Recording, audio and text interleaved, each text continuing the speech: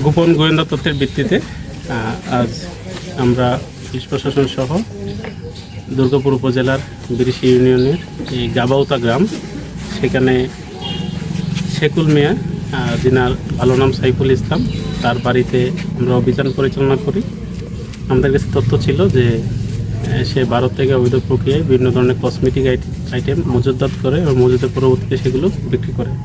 পুরো প্রক্রিয়াটা অবৈধ হয়। আমরা তার বাসায় অভিযান পরিচালনা করি এবং তার বাসায় তার পরিবারে যে অন্যান্য সদস্যরা ছিল, তার স্ত্রী ছিলেন, তার সন্তান, তার শ্বশুর শাশুড়ি এবং মামাতো ভাইরা ছিলেন, তাদের সকলের উপস্থিতিতে তার ঘর হতে আমরা পন্স স্যান্ডেল পাউডার আনুমানিক 3000 পিস, ফিয়ামা যে জেল বারটা আছে সেটা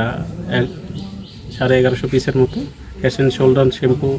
1138 পিস এবং ডাব সাবান প্রায় 3300 পিস, ইয়ামা অয়েল 108 প্যাকেট এবং হারমোনি সাবান 3600 পিস জব্দ করি,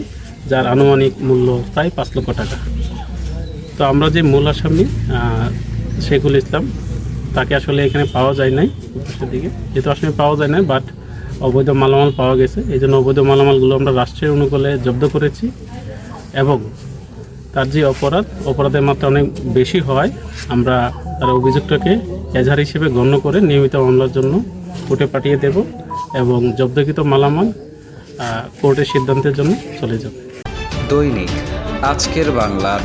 .net